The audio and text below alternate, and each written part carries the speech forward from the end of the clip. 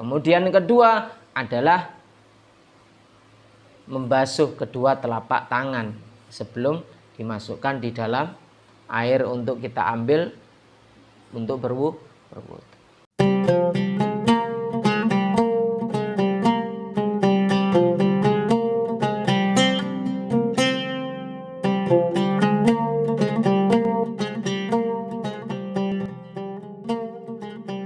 Para hadirin, para pemirsa yang dirahmati oleh Allah dimanapun Anda berada. Kita lanjutkan kajian kita di dalam kitab Mabadi' Fiqh Juz 4 ini. Sunanul wudu'i utawi piro-piro sunai wudu. Iku atasmiyatu moco bismillah. Wa ghaslul kafaini lan basuh epek-epek tangan loro qabla idkhalihima ing dalem sadurunge nglebokno tangan loro al inaa ing wadah. Jadi sebelum air itu kita cemplungkan, kita cemplungi tangan kita untuk mengambil air berwudu, tangannya sunahnya untuk dibasuh dulu, dibersihkan dulu. Baru setelah dibasuh, bersihkan, baru mengambil airnya. Ya. Jadi yang pertama adalah membaca bismillah. Kemudian yang kedua adalah membasuh kedua telapak tangan sebelum dimasukkan di dalam air untuk kita ambil untuk berwudu. Itu kalau posisi air di dalam sebuah wadah yang kita ambil dengan tangan.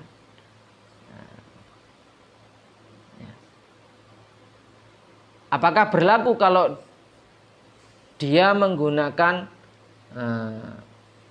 alat berwudu atau tempat berwudu yang berupa pancuran? Tetap berlaku. Jadi sebelum berwudu tangannya dibasuh, sunnah. Kemudian wal madmadatu berkumur, kemu. Jadi sunnah yang berikut adalah berkumur. Berapa kali? 3 kali. Kumur itu adalah menggoyang-goyangkan air di dalam rongga mulut untuk membersihkan sisa-sisa makanan yang mungkin tersisa di dalam makanan yang nantinya dikhawatirkan sisa itu bisa tertelan ketika sholat.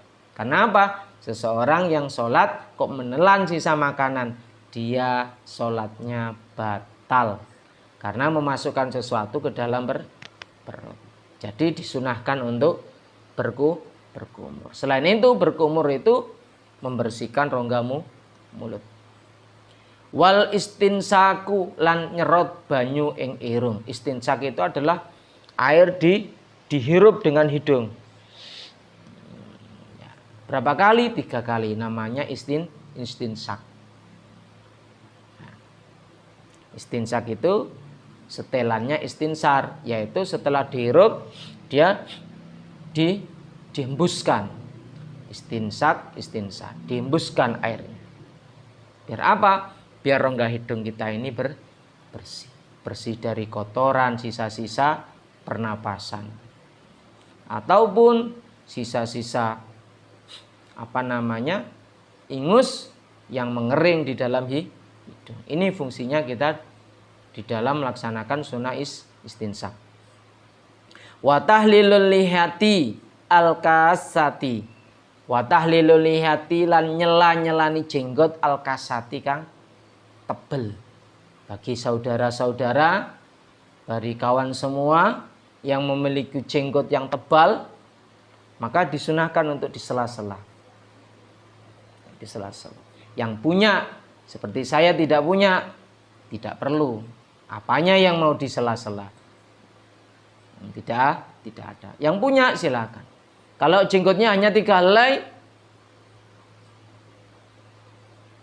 ya tidak usah disela-sela. Jadi kalau jenggotnya tebal, kalau tipis sudah biarkan. Yang terpenting ketika dia membasuh wajah, area jenggot ini tetap terbasuh oleh air. Wa mashu jami'i ra'si lan ngusap sekabehane sirah. Sunnah yang berikutnya adalah mengusap semua bagian kepala. Jadi begini, nah, sampai belakang, nah, dikembalikan lagi. Nah, ini yang sunnah semua bagian kepala. Berlaku bagi orang yang gondrong, ya gondrong juga sama, ditarik ke belakang, kemudian dikembalikan. Jika memerlukan untuk melakukan sunnah tersebut. Seperti orang yang rambutnya cepak, biasa-biasa, silakan. Yang gondrong, kalau mau juga silakan. Kemudian selanjutnya, sunnah yang berikutnya adalah wa mashul udunaini lan ngusap kuping loro. Jadi kedua telinga ini juga diusap. Nah, begini. Nah, dari belakang kita tarik ke atas. Sambil kita jalankan. Biar apa? Biar kuping kita bersih. Kotoran-kotoran, daki-daki ini bisa lepas. Dhahiruhuma jabani kuping loro wa batinuhuma lan jerone kuping loro. Jadi begini, ini untuk dalam, yang jempol untuk bagian luar. Nah, kita tarik begini, kita usapkan. Berapa kali? 3 kali. Wa tahlilu asabi'il yadaini lan nyela-nyelani piro-piro drijine tangan. Ketika kita berwudu, ya, sunnah untuk menyela-nyela kedua jari tangan. Kapan? Ya ketika membasuh kedua tangan. Nah, sambil membasuh kedua tangan, jari-jari kita sela-sela. Warijlaini lan sikil loro. Kaki juga kita sela-sela, kita membasuh kedua kaki. Jari-jarinya kita sela-sela. Kemudian sunnah yang berikutnya watatwilul ghurrati lan dawaaken panggonan mencorong. Maksudnya apa? Panggonan mencorong. Di sebagian hadis menyatakan anggota wudhu ini nanti di akhirat akan bersinar. Dan itu sebagai tanda nanti bagi orang-orang mukmin yang menjaga kesucian dan melakukan berwudhu. Disunahkan untuk dipanjangkan. Sehingga ketika tangan ini dibasuh sampai siku, maka dia disunahkan dinaikkan sampai ke atas lengan. Begitu pula kaki. Kaki batasnya sampai mata kaki. Disunahkan dia diangkat sampai apa? Sampai lutut. Nah, itu namanya memanjangkan tempat yang bersinar, al-ghurrah. Nah, ini adalah sebuah kesunahan. Wattayamunu lan melakukan kegiatan bagian kanan. Ya, artinya apa? Mendahulukan anggota badan yang kanan. Jadi kanan dulu dibasuh. Kalau itu 2 bagian. Seperti muka, ya tidak usah separuh-separuh begini, ya langsung saja. Kalau telinga, boleh kanan dulu, gantian. Mengusap telinga, mengusap kepala, karena kepala ini 1. Ya cukup 1 aja. Depan gitu aja. Kalau kaki bisa kanan dulu baru anggota yang kiri. Itu namanya tayamun. Yang berikutnya watasli sulu lan ngaping teloni, meniga kalikan.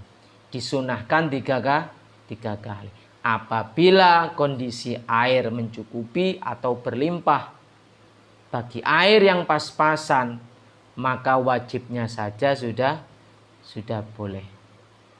2 kali itu sudah mendapat kesunahan. Apalagi 3 kali. Kalau airnya melimpah, mari kita lakukan sunnah ini, taslis 3 kali. Wal muwalatu lan nuli-nuli. Nuli-nuli itu berkesinambungan.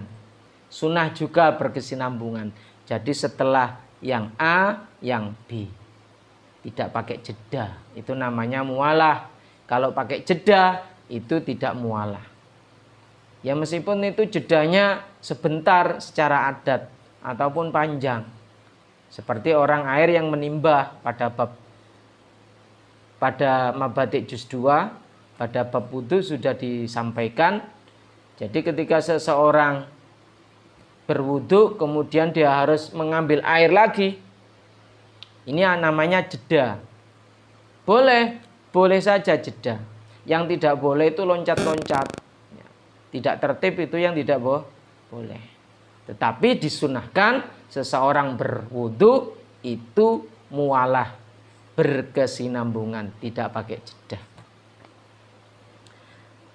Selanjutnya wadu'a'u dan doa. Doa ini juga telah disampaikan di Mabadik Fiqhiyah juz 2. Asyhadu an la ilaha illallah wahdahu la syarikalah wa asyhadu anna Muhammadan abduhu wa rasuluh.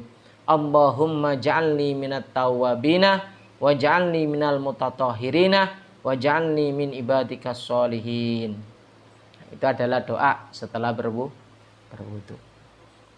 Ba'dahu ing dalam sawise berwudu.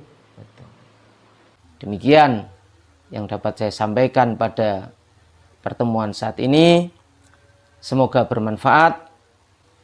Silakan like, share, subscribe, dan komen yang positif. Apabila ada pertanyaan, silakan isi melalui kolom komentar. Dan apabila saya bisa menjawab, insya Allah saya akan menjawabnya.